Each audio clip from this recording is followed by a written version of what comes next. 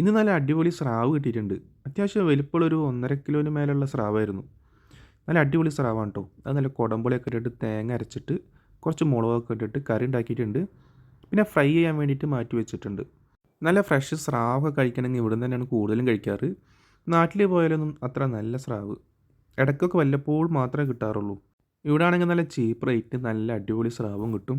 പിന്നെ അതുപോലെ തന്നെ നല്ല അമരപ്പയർ കിട്ടും ദോഹയുടെ. അതും നല്ല ടേസ്റ്റാണ്.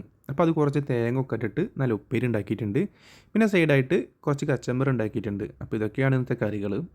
ഇപ്പോൾ നമ്മൾ ചോറ് കഴിക്കാൻ പോവാണ്. അപ്പോൾ ഒരു പ്ലേറ്റ് എടുത്തിട്ട് അതിലോട്ട് ചോറ് വിളമ്പിയിട്ടുണ്ട്. അത്യാവശ്യം ചൂടോടെ തന്നെയാണ്. ഇനി ആ കറികളൊക്കെ എടുത്തിട്ട് ആ സൈഡിലോട്ട് ഇട്ട് കൊടുക്കുകയാണ്.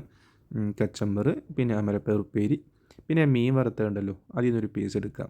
1-2 പീസ് എടുക്കാം. ഞാനതിന് ടേസ്റ്റ് നോക്കിയാണ് ഒരു പീസ് എടുത്തിട്ട് പിന്നെ അതുപോലെ തന്നെ ആ മീൻ കറി എടുത്തിട്ട് കുറച്ച് ആ ചോറിലോട്ട് ഒഴിച്ചു കൊടുക്കാം. സംഭവം സ്രാവ് പൊരിച്ചതിൻ്റെ ടേസ്റ്റ് ഒരു രക്ഷയില്ലാത്ത ടേസ്റ്റാണ് കേട്ടോ. ഞാൻ കഴിച്ചു നോക്കി, മസാല ഒക്കെ അടിപൊളിയാണ്. ഇഞ്ചി വെളുത്തുള്ളിയൊക്കെ ഇട്ടിട്ട് കുറച്ചിട്ടിട്ടുള്ളൂ, പക്ഷെ നല്ല ടേസ്റ്റ് ആയിരിക്കും കഴിക്കാനായിട്ട്. ഇനി ആ മീൻ കറിയിൽ നിന്ന് കുറച്ചെടുത്ത് ആ ചോറിലോട്ട് ഒഴിച്ചു കൊടുക്കാം. നല്ല കുടമ്പുളിയൊക്കെ ഇട്ട് വെച്ചിട്ടുള്ള സ്രാവ് കറിയാണ്. നല്ല മുളകൊക്കെ ഇട്ടിട്ട് ഒരു വേപ്പിലുണ്ട്, അതെടുത്ത് മാറ്റി വെക്കാം. ഇനി ആ മീൻ കറിയും ചോറും കൂടി നല്ലപോലെ കുഴച്ചിട്ട് ആ മീൻ വറുത്തിന്ന് ഒരു പീസ് എടുത്തിട്ട് ആ ചോറിലോട്ട് വെച്ചിട്ട് കഴിച്ചു നോക്കാം. സ്രാവ് നല്ല സോഫ്റ്റ് സ്രാവാണ് കേട്ടോ. സ്രാവ് പിടിക്കുമ്പോൾ നോക്കി പിടിക്കണം. ചില സ്രാവ് നല്ല ഹാർഡായിരിക്കും കഴിക്കാനായിട്ട്, പക്ഷെ ഇത് നല്ല സോഫ്റ്റാണ്, നല്ല ടേസ്റ്റാണ് കഴിക്കാനായിട്ട്. സംഭവം ഒരു രക്ഷയില്ല കേട്ടോ. മീൻ കറി അടിപൊളിയായിട്ടുണ്ട്. നല്ല കുറച്ച് എരിവൊക്കെ ആയിട്ടുള്ള കറിയാണ്. ഞാൻ സ്രാവിൻ്റെ തലയുടെ ഒക്കെ ഭാഗമുണ്ടല്ലോ, നല്ല ടേസ്റ്റാണ് കഴിക്കാനായിട്ട്.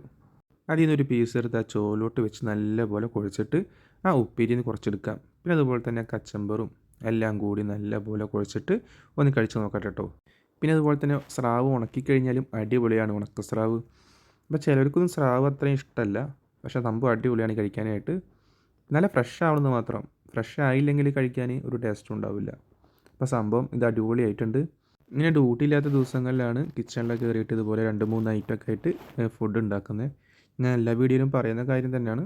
നമുക്ക് ഡ്യൂട്ടിക്ക് പോകുമ്പോൾ നമ്മൾ എന്തെങ്കിലും തട്ടിക്കൂട്ടിയൊക്കെയാണ് കൊണ്ടുപോകാറ്. ഇങ്ങനെ ഒഴിവ് കിട്ടുന്ന ദിവസം നമ്മൾ 2-3 കറിയൊക്കെ ഉണ്ടാക്കിയിട്ട് അതായത് മീനൊക്കെ വാങ്ങി കറി ഉണ്ടാക്കി ചോറ് നല്ല ചൂടോടൊക്കെ കഴിക്കും.